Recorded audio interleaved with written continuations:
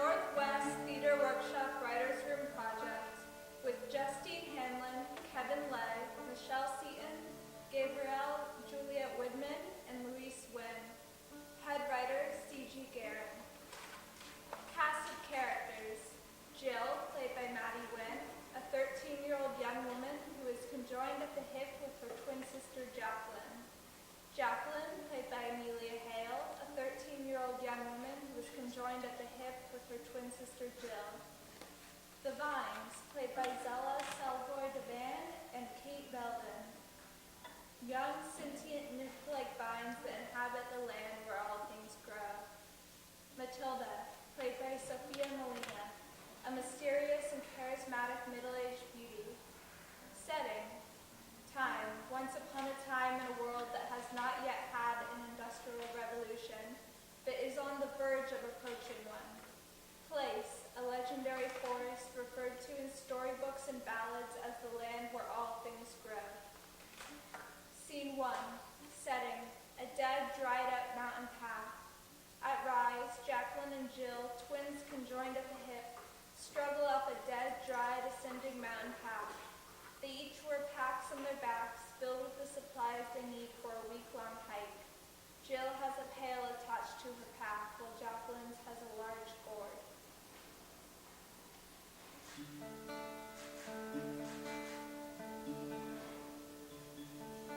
When desire's sirens call, lures our folk into their thrall, and our best become the worst, what will end their quenchless thirst?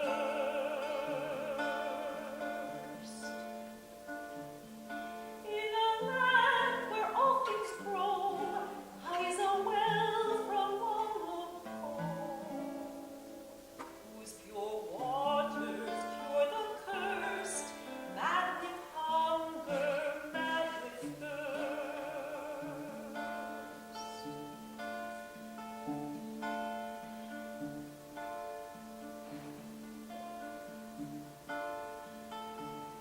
When life's breath is quickly swept away, we become the dust from which we once were made.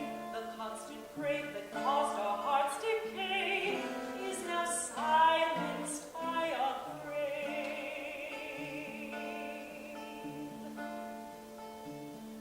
When desire's sirens call, lures our folk into their thrall. Find the water, cure the thirst, curb the hunger, quench the thirst. Jacqueline muscles Jill up the path, studying the landscape ahead of her against the book of notes she holds in her hands. I can't go on, for the earth has chosen to burn my tiny lungs with this hot, dusty air. The air must be too thin for you then, what with your head so far up in the clouds. It's not my fault I made twigs and paper. People are counting on us, Jill. I wonder how many more have succumbed to the thirst since we left. Do you think anyone will be left by the time we return? Not if we rest. But my muscles are about to fall right off my bones, Jack. How sad. Jill defiantly sits down anyway, pulling Jacqueline to the ground with her. Not this again. I've reached my breaking point. I swear, if we weren't attached, I'd knock you out and leave you for dead. The way you speak to me lately, Give a little extra effort then. it has me weary with worry for you, Jack. Ever since Father fell ill, you've been I acting didn't need like to use Father's fading health as an excuse to be amazing. you've been greedy for winning. Every argument, every game, you're not much for seeking truth anymore. I like to think I do both. You've even been taking over Father's responsibilities as governor. Most of the village has been struck with the thirst. Jill, someone has to take charge. Oh, please. You just love bossing around a whole village instead of just me. That's true, you do bore me. The thirst is a decay of the heart, Jack. So says the ballad. No one knows what the thirst is. Not a stupid ballad or the storybooks. Even manages to elude science. Science. Just because it rhymes does not make it a word. Obviously, your heart is decaying. Well, we are at that age where people start getting the thirst. Maybe I'll dry up and turn to dust right before your very eyes. That's not amusing.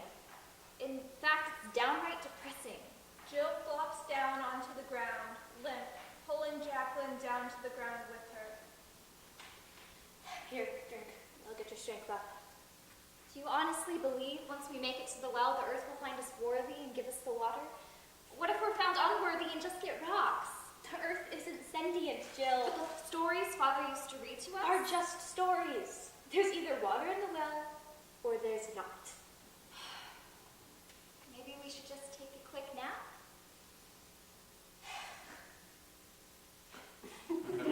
Jack, we've been walking from dawn till dusk for days. Let the Sandman come and just give us rest, just for a few minutes, please. We'll both be much stronger for it. We'll sit for a minute, but no nap. Jacqueline pulls a book out of her pack and searches through its pages while Jill takes in the landscape. The land on this mountain looks like soot. It's heartbreaking just to watch it blow away, the face of the earth fading bit by bit, just like Father's. Then why aren't you more motivated? What if we get home and find Father's clothes and shoes piled on the ground right where he stood, filled with the dust that was once him? We're resourceful. There's some use for the clothes. It's not funny! Come on, Jill. Be thankful Father's turning slowly. He gives us a chance to try and save him. But some people, it's so sudden. They get a cough one day, then poof. We suddenly find their clothes filled with dust. But all that dust, it makes it harder to breathe in my tiny lungs. You took a book out of the library. Shut up. Jacqueline did something naughty. It's not naughty. We're out here trying to save people's lives. After all the hours you've spent in that library over the years, everyone is going to know Jacqueline Waters took a book out of the library. Yep, and when they lock me up, I'm taking you down with me. Sadly, Jack, even if we do save lives, it won't change anything. No matter what we do, we'll always be the disgusting abomination who killed our own mother on the way out. Well, it's better to be a mother-killing abomination in a village than out here on our own. Even if that village is full of name-calling nincompoops. Father never lets anyone call us names. They shun us, Jack. Wouldn't you? Even as tiny children, they ridiculed us, forbade their children from playing with us, from talking to us. Sounds like I'm not the only one with a decaying heart. Wait, do you mean me? My heart could not be more pure. Yes. Just as pure as the unhealthy amount of grudges that you hold. What they do to us is soul murder, Jack. They don't mean it. We scare them. People do stupid things when they're scared. Not finding what she's looking for in the book, frustrated. We're likely to fail anyway.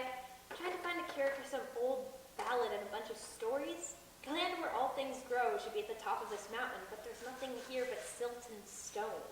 And the path forks around those stones up there. That's not on any books. It's not on any of the maps. Jacqueline slams the book shut. Don't worry, Jack. My dreams inspired us and led us here. They shall show us the way. Please. Your dreams are barely an inspiration, more of a final hope.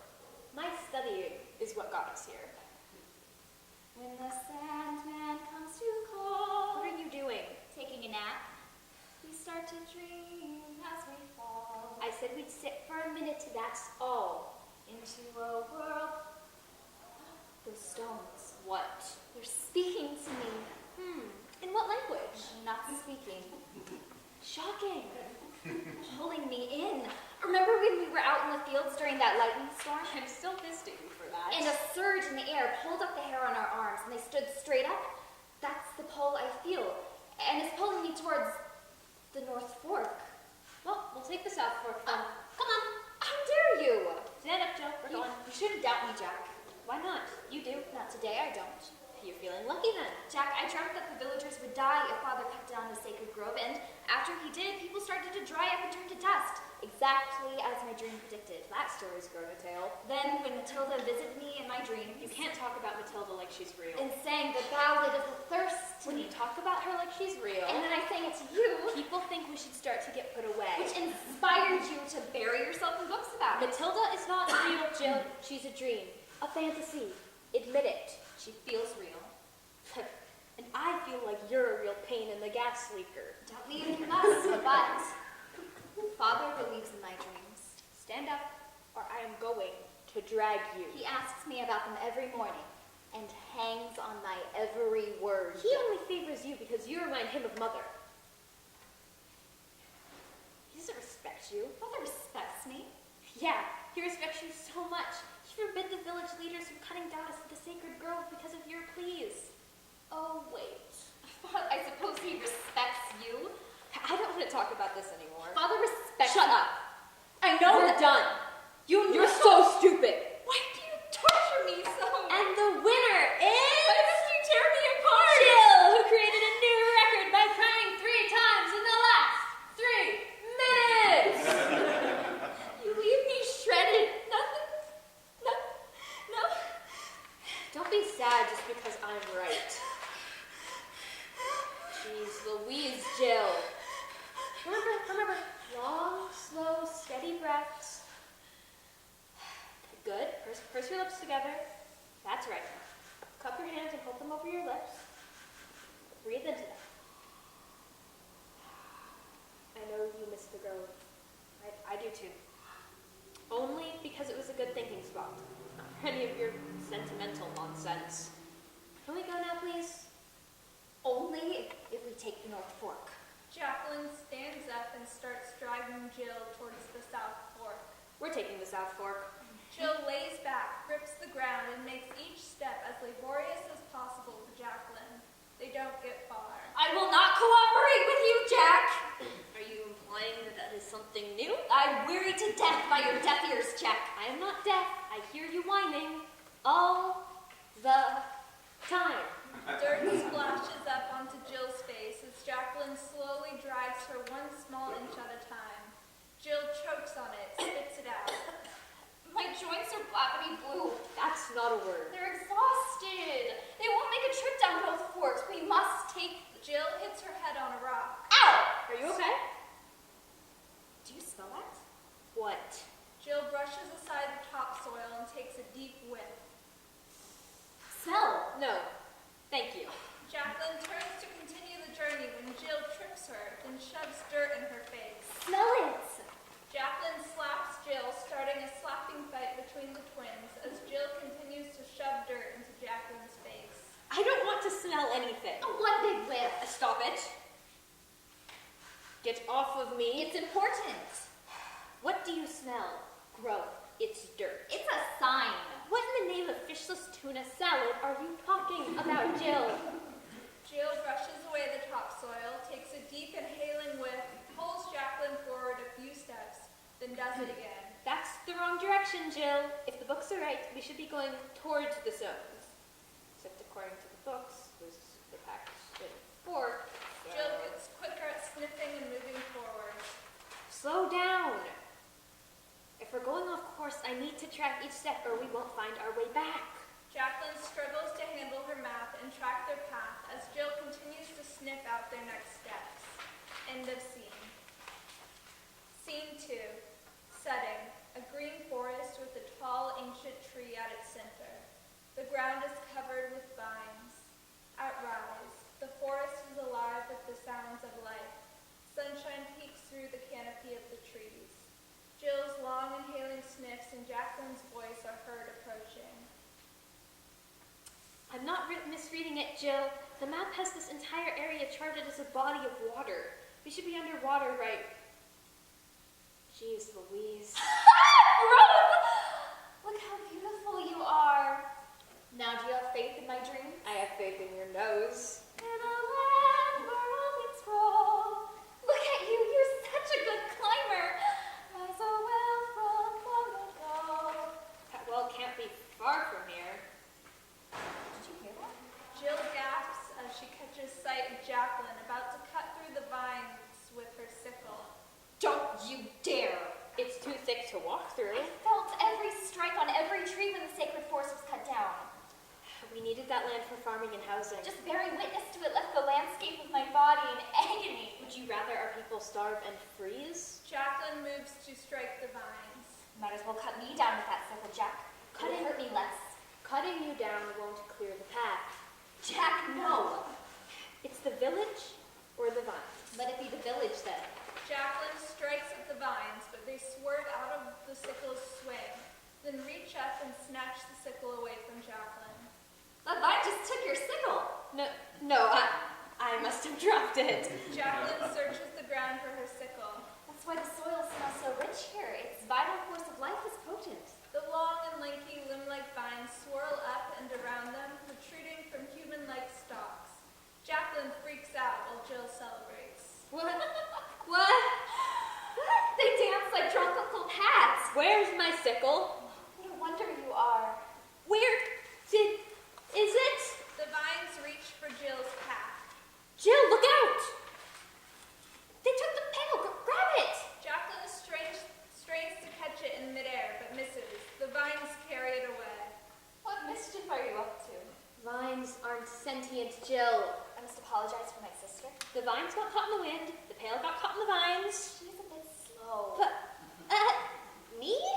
The vines dangle the pail within Jacqueline's reach.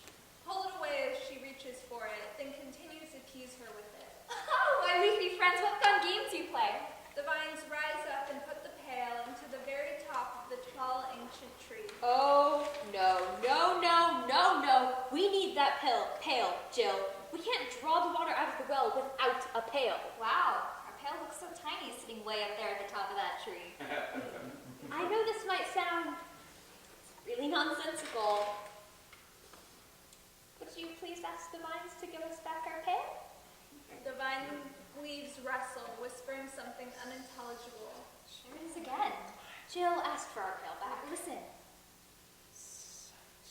I hear the vines rustling. it's their voice. It's not a voice. A rustling voice. A rustling voice that calls to us. Are you That calls to chanting? us to climb that tree and fetch that pail! Jill bolts forward, but Jacqueline stops her full force. Whoa, Jill, that tree is sky high. You can barely climb the stairs of the library. Stop it. Well, that's the climb to the Tower of Boredom. Nobody but you can make that climb. We are not climbing that tree, and that is final. Jack, when vines begin to whisper, when vines start dancing around you, It's just the wind. and I get overwhelmed with the compulsion to chant. What? Words that aren't my own. What are you sniffing at We dirt? need to. We are not climbing that tree. Why do you yell at me like that? We are not. Why are you always crying? I'm not. Jill, you don't have the lungs or the strength to do it. It's not your fault. We just have to find another way. Jacqueline finds a rock and throws it up at the pail, trying to dislodge it. She misses. Jill smirks and chuckles. Did you think your arm was some kind of cannon that could shoot rocks sky high? Doody boom boom. Doing is not a word. Jacqueline uses her slingshot and hits the pail. I can't believe you did that. The pail tilts. It's tilting. Here it comes. I am the champion, the most amazing. The vines catch the pail as it falls. Oh, I caught it.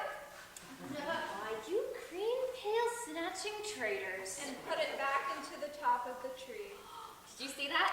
They put it in the very, very top of the tree. We have to climb the tree, Jack. If we try to climb that tree, we will die. There has to be another way. Think. To make some clay and fashion ourselves a pain. Jill bolts forward and starts up the tree, dragging Jacqueline behind her. What? No. Jill, I said no. The twins grunt and squeal in pain as they pull their shared body in opposite directions, as the rustling whispers continue. Where did you get all that strength from? I'm a good climber. You're a good climber, and you're as good of a climber as a tree turned around horse. I'm not talking to you, you deaf-eared nincompoop. Well, I'm talking to you, you oblivious sandman tramp. Open your deaf ears, Jack. Our lazy friends are rooting for us. We can't win this one, Jill. You'll get us killed. Jill? The air's running away from me. It's getting thinner. My lungs are on fire. I'm not. Don't cry, Jill Pill. I think I'm going to pass out. No, Jill, you can do this. Look at me. Take some deep breaths. I'm suffocating.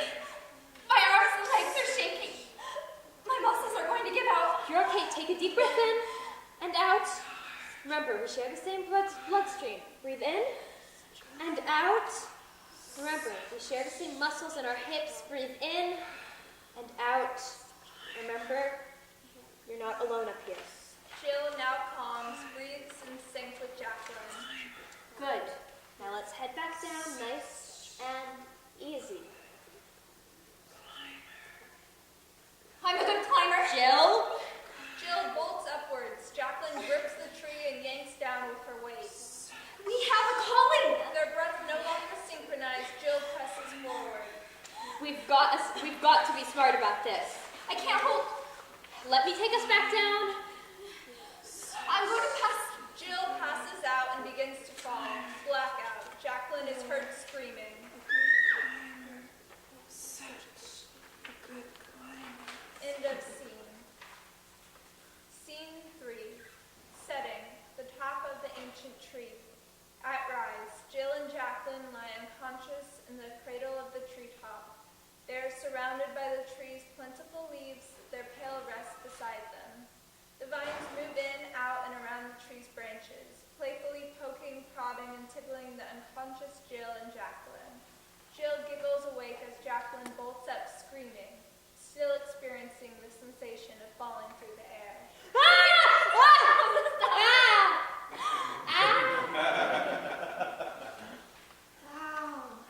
How? Now, here, we... What magnificent leaves. Stop! Jack, it's all right. We're in the tree. The top of the very, very tall tree. Such an old tree. Old tree. The oldest tree? Oldest tree. The first tree. First tree. The tree that blew that first breath of life into the very first people who were made from the dust of the earth? Oldest tree. First tree. Ah, wonderful! Thank you for the honor of being cradled in your branches. We nearly died. Oh, my leafy friends, did you catch us as you did the pail? Catch us. Did you catch? Good job. You nearly got us killed. Yet we are alive, safe and sound atop the tree of life in the most magniferous, mystiferous place. Those are not A words. place most people know only from their dreams. And look, There's our peril. The only thing that you have ever done in our entire lives is spew out tears like a broken water faucet until today when you decided you want to climb this tree and suddenly you have the will and strength to overpower me. As the scene continues, the vine... you drag my aching body through the streets. Yes, I'm while you so try thankful for the dead and weight your that's been mind dragging me down since the moment I was born. Just we both are. Shut up. Jill wilts, backing into the comfort of the vines. First tree. If the thirst is against the decay of the heart, the only one dying from it is you. You don't mean that. Father doesn't even look at me now because of you. It's not true. There are times when he almost sees me, but then he tries, but then you cry your crocodile tears. Do not. Claiming you can't breathe whenever Father sits next to me instead of you. Quit making You sign that you're unable to hold yourself up I have never feigned that. every time he takes my arm instead of yours. Quit it. Or if he pauses long enough to look away from you to notice the book I'm reading, it's, Oh, I hit a tree. The field of corn is speaking to me. Oh, Father, catch me before I faint. You're being cruel. and yet, even with all your pain and tears, you have always had it in you to overpower me. You've got your books, Jack. People talk to you. Stop talking. First tree. People in the village act like being a mother-killing abomination is contagious. But you're not the only mother-killing abomination. They act like we killed her on purpose. First tree. Oldest tree. Come on, Jill. If you keep your eyes open through everything, your pain will become your greatest ally. Fed up with being ignored, the vines try and stick their leaves at Jacqueline and Jill's noses. Jill snorts, laughs, and tries to play back by tickling the vines, while Jacqueline slaps them away. Get away from me! The vines then goose the twins. They both yelp to a stand. You green little trolls. The twins startle as the vines push them onto the branches. This tree. This tree. This tree. Look, it has these reddish purple blotches here near its joints. They look like the same as the blemishes that appear around the mouths of the villagers that quickly succumb to the thirst. The thirst. The thirst. The vines pull tree's leaves and give Jacqueline and Jill a grand view of the landscape. She's Louise. When life's breath is quickly swept away, It's all dead. we become the dust from which we once were made. It's dust as far as the eye can see. Like Father will be. I wonder if there could be two ways to die from it. Slowly, like Father, where a person turns to dust from the outside in, and quickly, when a person is turned to dust from the inside out. I can almost hear the roots. The roots open the face of the earth, open the face to a world of water and air. That was weird. The tree's roots, they're like how the Sandman's sand opens our mind to the world of dreams. If you keep quoting the same old stories, you're going to grow wrinkles. Certain songs open up magical worlds, Jack. So say the storybooks. Don't you say it. I know you think I'm imagining it. And maybe I am, but what does it matter? I'm having conversations with vines. When I sing the ballad, the earth speaks to me through chants. I have found my calling, my purpose in life. I don't care if it can be scientifically proven or not. That's because you are a crazy woman. Miracles dwell in dreams, Jack. I don't dream, and I don't believe in miracles. No wonder you're always following me.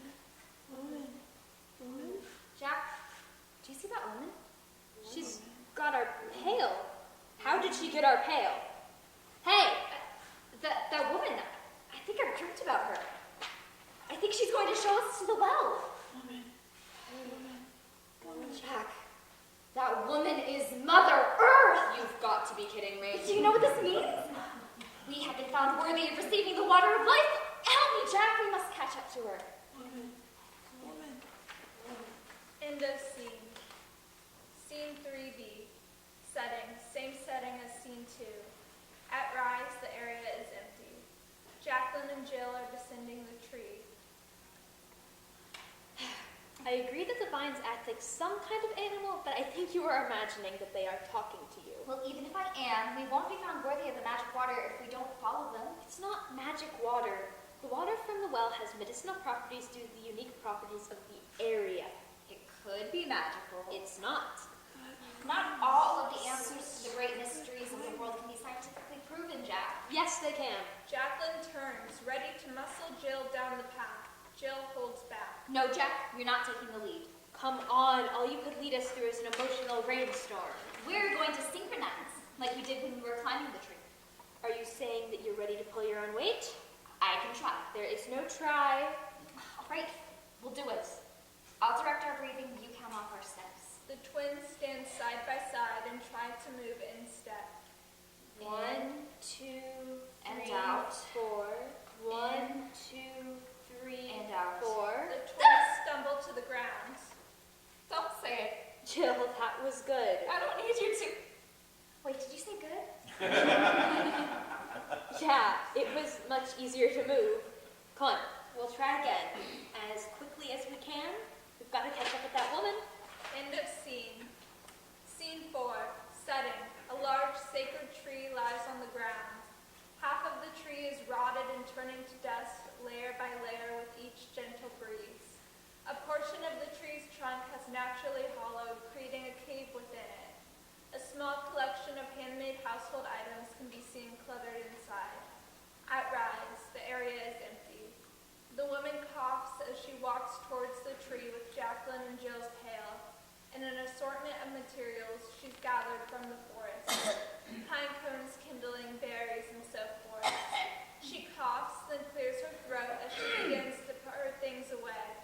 She then startles when she hears Jacqueline and Jill approaching. In Left foot, and left out. foot, left In foot, right foot, left foot, and out. left foot, left foot. Now skip! Jacqueline and Jill enter skipping with the vines still at their heels. The woman keeps an eye on them but pretends to be unaware of their presence. There she is. Oh, What is it? I can't help but be overwhelmed with the vigor of her essence. You must greet her with equal measure, Jack. That might be hard. I'm not good at giving 0%. Jacqueline follows Jill's lead as they approach the woman and curtsy deeply before her. Great Mother Earth, we are deeply honored that you have chosen to show yourself to us.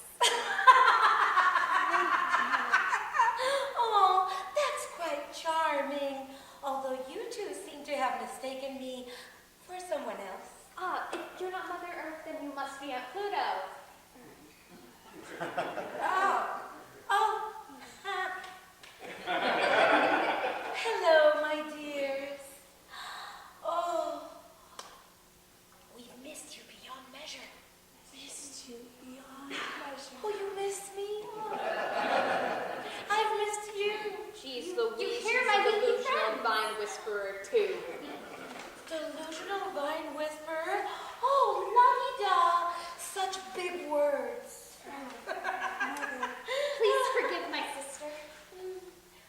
Oh, I take it as a compliment. It was such a pleasant surprise when we found out that the vines were able to follow us through the forest. Sure. Pleasant. I was racked with worry when they first started uprooting themselves. Oh, it is alarming at first, the way that their little roots are like worms that burrow and emerge in and out of the soil with every step we take. You two have quite a way of traveling together. Left foot, right foot, now skip. Do you have to do that everywhere you go? Oh, it looks exhausting. Not usually, but since we've been here, We climbed to the very top of the tree of life. to fetch our pail. But then when we saw you walking through the forest, with our pail in your and hand, we needed to find a way to catch up quickly. Oh, they finish each other's sentences too. How adorable. Would you mind giving us our pail back? Oh, you two seem close. One would even say that you're joined at the hip. that was a joke. A little joke. Yes, very clever. We've never heard that one before. Are there many people out in the world like you conjoined? Haven't you been outside Not the that we've forest? seen, but this is the first time we've ever traveled outside the village. Which village is that? We come from a little farming village on the other side of the river. People there consider us an abomination. Who wouldn't? Forbid their children from befriending us. Oh, how heartbreaking. Yes. We've come here looking for an old well. You're looking for trouble then. Trouble is as trouble does. We've heard that the water from the well has medicinal properties that cure the thirst. No, thank you for that. What did you say? Huh? You just said something. Me? No. Well, yes. No. Yes. I said that we heard that the well's waters could cure the thirst, and you said something. Don't be silly. I would know if I had spoken, or if I hadn't. The woman strikes a heroic pose, hands on hips, chest out. Tell me, what do you think of my elbows? Oh, don't be useless. Please, speak up. What lovely skeletal conjoiners you have there. Oh, they are lovely. Would you agree? Oh, yes. Your elbows are very magnificent. Magnificent.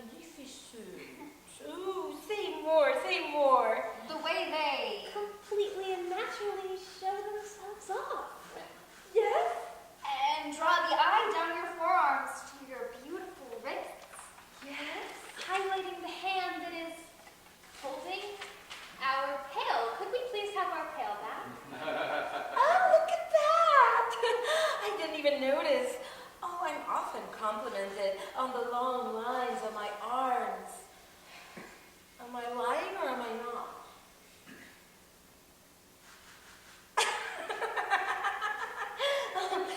Say you're witty.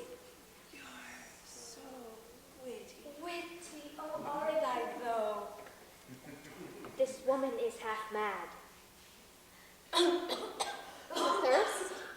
Ma'am, your cough, blemishes on your face. How long have you had them? I have been touched by the thirst for years. It's what drove me to these woods in the first place.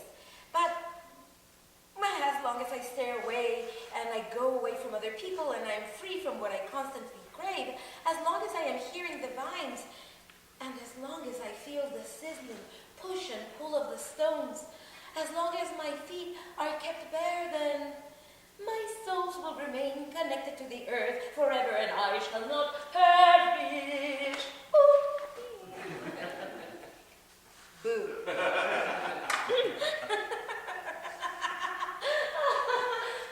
Am I lying or am I not? On the count of 3, I'll grab the pail and you start running. 1. The vines quickly entangled themselves around Jacqueline's legs. Hey!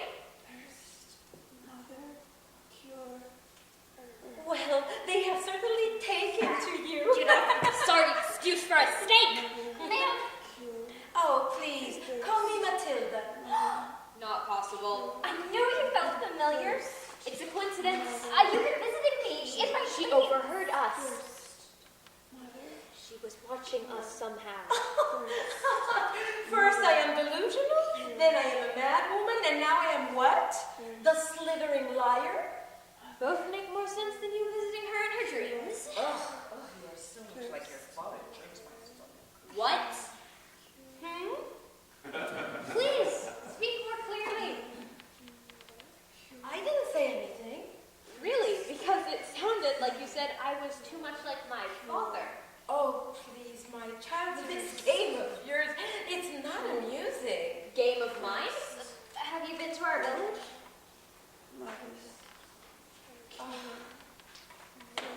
How I have missed our sacred grove. The tall, gallant trees and their stout, vigorous branches. Although, after that famine, I did worry about it. What famine? The one that happened when Dad was a kid and half the village almost starved? Yes, well, you know what they say about, death and all of that. Not particularly. Well, it makes people mad with thirst. We must plow, plow, plow. Plow every piece of land, plow each other. No, let the soil be washed and swept away. Let our massive numbers devour everything in our path. Ugh, what fools. Wouldn't you agree? You grew up there. Balance. Balance is what keeps the thirst from setting in. The people and the earth die hand in hand when something is too far off balance. Well, look at me. I don't take too much. And the earth has given me food and shelter, and it is a wonderful relationship. Everything here is half dead. Tell me, what do you think of my earlobes? They're With exquisite. the tree we climbed, it had blemishes like the ones around your mouth. Don't interrupt. What you were saying? Did the tree have the thirst? Are there 2 different ways to die from it? If your father wanted me to help you, he should have sent you here sooner. Father didn't send us. Of course not. It isn't as though he talked with you about your dreams, or read through the books with you. And then, did he help you put together the pieces?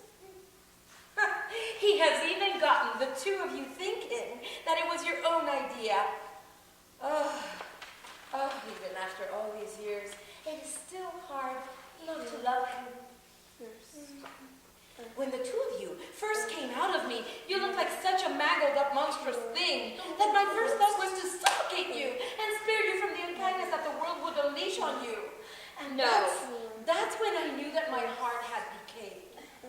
But then your father did take one look at you, at both of you, and he fell in love. And I loved him more for it. But our mother is dead. She died giving birth to us. Well, I did come out to these woods to die.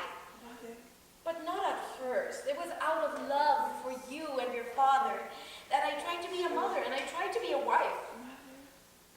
People shunned me. They humiliated me for birthing you. And the more that they did, the harder and harder it became for me to care for the 2 of you. But I knew that your father would cherish you forever and keep you from harm. Am I lying or am I not? I'm sorry. It's compulsive. That's why I dreamt You can hear the vines' whispers. I imagine that you feel also the sizzling push and pull of all the stones. You have the power to uncover the secrets of the cosmos. Do I? Take off your shoes. Take off your shoes. You too. No. Jacqueline. Thank you. Jacqueline, it is vital, my dear, that you can feel the earth press against your soul. Set free your toes and let them fulfill their aching need to worm their way deep into the earth. The dirt feels so open. The dirt is begging for it. It's like a kettle. That is hungry to be fed. Jacqueline, take off your shoes. Experience yourself rising to a zenith that curves your endless, insatiable appetites. We are, but The branches fingernails of the earth. Fingernails of the earth, I like that. Thank you. Matilda turns to Jacqueline, who immediately looks to the ground. The vines reach out and take Jacqueline's hand, comforting her.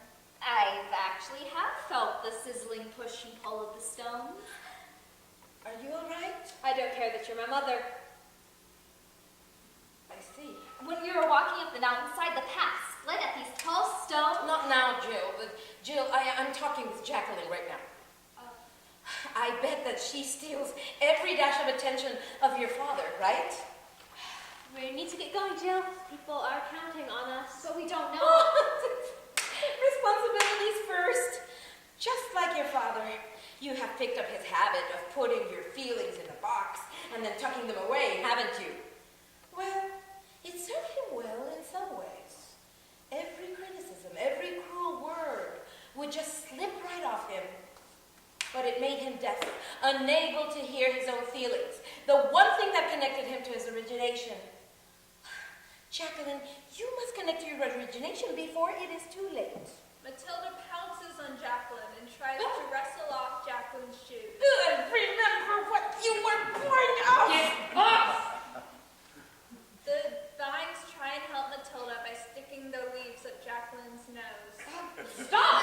You must come to know what you're a part of beyond yourself. You are minuscule, but you're not disposable. I'm not blinding myself with You your are a hair on the back of fantasy. the earth that is a goosebump on the arm of the cosmos. You crazy wench! Stand, Jacqueline. Nestle your souls into the soil. We were made from the dust. This is our beginning. That is our end. Give me back my shoes! I'm worried about you, Jacqueline. You seem to be touched by the thirst yourself. Jacqueline startles as Matilda snags her hand, then blows on her arm. A billow of dust rises into the air. Jacqueline gets weak in the knees. There goes the first layer of your being. No, not Jack. Catch her. Jacqueline collapses hard to the ground before Jill realizes what's happening. Ow. Good catch. Silly bird. Jack? It takes time to get used to the process of wasting away. You will fall the first few times. Was it because I touched the tree, the discoloring on the tree? You think you caught it like you would a common cold? Where's the well?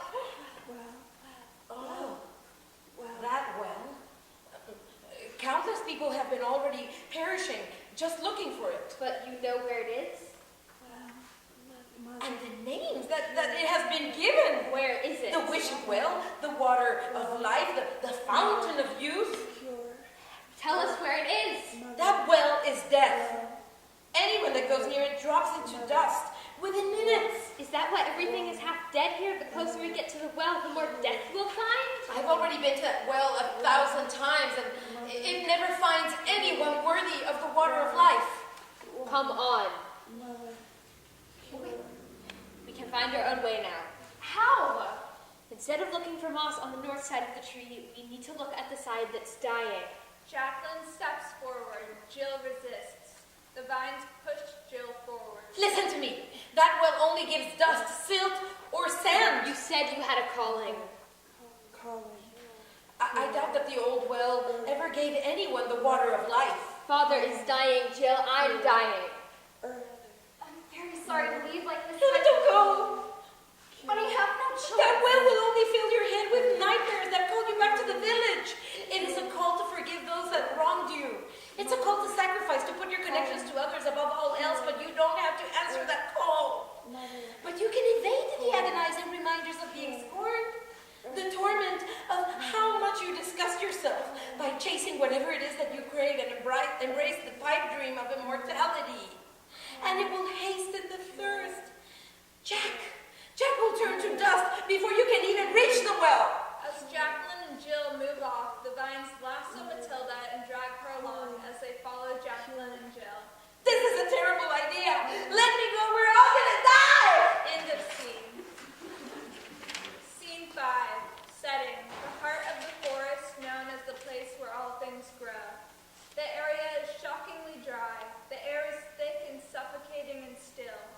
There is a well built atop of a mound of stones that is covered by clothes and shoes that is filled with the dust of those who have attempted to climb the mound before. At rise, late afternoon, shortly after the last scene, sunlight peers down. Matilda grunts and hollers as the vines try and pull her towards the well, but she breaks free and retreats out of sight. I'm sorry, my children, but I mustn't go near that well. As Jacqueline comes into view, dragging Jill as she hurries furiously towards the well, the vines trail behind them. You're constantly preaching to me to be smart about things, Jack. Let's be smart about this. Shut up! You mustn't go near that well. Jack, stop! Look at this place. It's covered with piles and piles of clothes filled with dust. We've seen death before. You will only perish. We've got to go back. We've got to go back. We've got to go Go! back. Agree! Return to me. Jacqueline mounts the stones and drags Jill towards the well.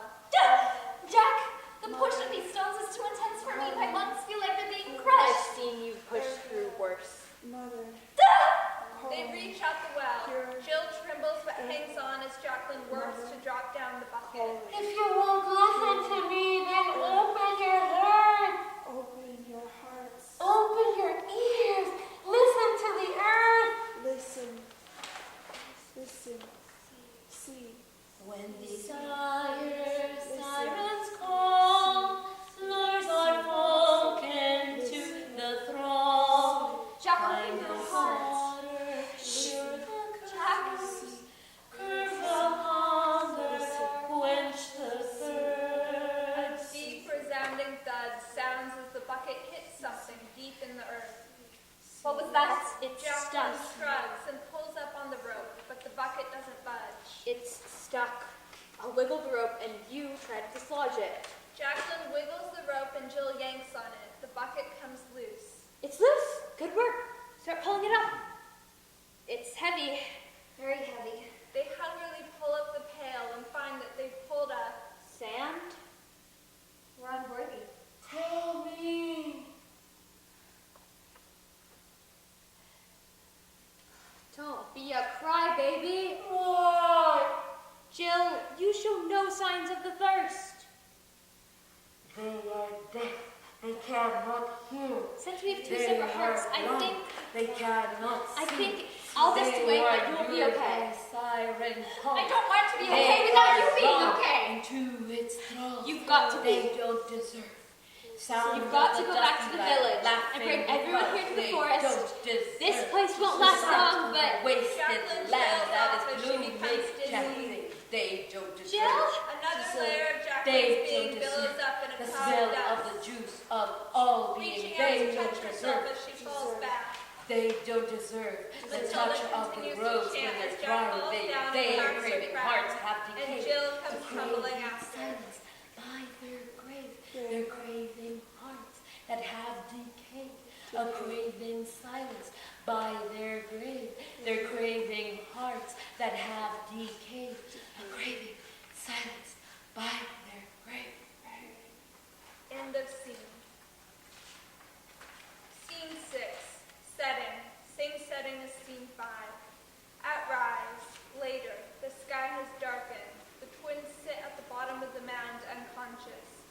Jill is pinned by a large stone. Jacqueline is twisted and been bent off to the side. The pail hangs upside down on top of her head. Jill stirs, then awakens. She tries to move, but discovers she is pinned. Jack? Jack, I'm stuck. Jacqueline? I can't move. Jacqueline Waters! Answer me, you dreamless wild weeper! I've had... Jill twists herself and catches sight of blood on the stones near Jacqueline. Is that blood? Jack? Jill pushes on the large stone, but it doesn't budge. She tries to pull and pry loose her body, but the effort causes her to lose her breath, and she starts to hyperventilate. She stills herself. In and out. In and out. Oh! Why am I such a crybaby? Get a grip, Jill. She takes a deep breath, then tries again to pry herself loose, screaming out in pain as she does. It hurts too much, I can't. Matilda! Mother? Where is she? Mom? Somebody help! Jill catches sight of the vines keeping their distance from the well. Please, I need friends, don't leave me. I'm scared. The vines start towards Jill, but then half of them uproot themselves and reach for the sun. The vines retreat. No, please! Matilda suddenly appears, rushing towards her. Oh, I thought you'd left us. I've never left your side. Am I lying or am I not? Oh, we must be quick. Stay still. Lifting the stone. Jill, promise me, whatever dreams the sand opens up to you, you must find the courage to listen.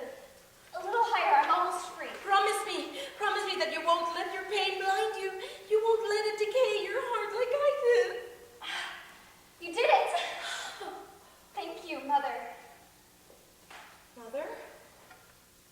Well, Help me with Jack. Lifting the pail off Jacqueline. Jack? Her head is bleeding. Maybe we should just carry her out of here. Can you... Mother? Mom? Matilda? Jill catches sight of something in the dirt. She picks it up. It's Matilda's dress. Dust spills out of it. Jill drops the dress. Her body clenches in grief. Jacqueline stirs, then spits sand out of her mouth. Jack! Be careful, your head is bleeding.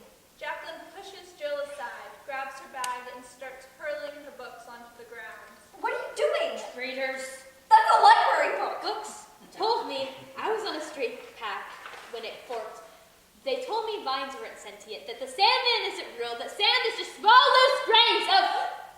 You had a dream.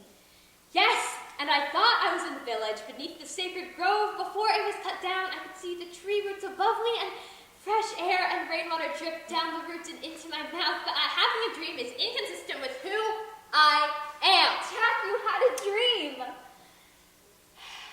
But the roots disappeared and I couldn't breathe. I started to suffocate. But it's scientifically proven that you cannot suffocate in a dream. I wish I could put a banner above the library. Jacqueline Waters had a dream. But Jill, I felt myself trying to fight for breath. I felt splotches of bloody bruises burst around my eyes and mouth and snot oozing out of my nose. Between my teeth, then I saw sand. Grains of sand trailing through the soil, and on their backs were pebbles of water. We need sand. And to replant the grove. Miracles dwell in dreams. Reasons dwell in dreams. We have to protect this place. We can't bring anyone here. Obviously, Crinkle Nipper. Not a word. Language is always evolving. I'm just ahead of you. Jacqueline pushes Jill playfully. Jill coughs. Jacqueline stills. You have a blemish on the side of your mouth. Come on, we're taking you to Matilda. Jill clenches in grief. What is it? Jacqueline spots Matilda's dress lying in the dust. Jacqueline picks up the dress, pulls it in close to her, then fights back tears until she is enraged. If I'm not supposed to put my feelings in boxes, where am I supposed to put them? Jill moves to comfort Jacqueline, but Jacqueline pulls away. I can't save everyone. You're all you need to be, Jack. I'm the reason we pulled up sand. No, I am. I'm too afraid to admit the world of dreams and feelings is real. It's too irrational. It makes me feel like I'm going crazy. I only say myth of the villagers because if I don't, I fear they'll break my heart again and again and again. I don't want to die here. I don't want to die either. Who does? I'm so scared, Jack. Who isn't? Is that what happens? We get scared? And become vulnerable to the thirst? Maybe. If we die, it might take us a while to figure out that we're dead. Once we did, you would cry about it. Only until I realized I wasn't in pain anymore. I'd be free of responsibilities. Maybe it wouldn't be that bad to be dead. Maybe. We'd be nestled up in the soil, And when the spring rains came, infused with the breath of life, the rain would trickle down into our mouths, until we wormed our way up emerging from the soil transformed into a young tree in the village. at the site of the sacred grove. Mom said whatever dreams the sand opens up to you, find the courage to listen. For Mom then? Yes. Okay. In a land where all things grow, fly so well from long ago. The ballad blurs back the vines. Jacqueline listens. Do you hear that? Do you?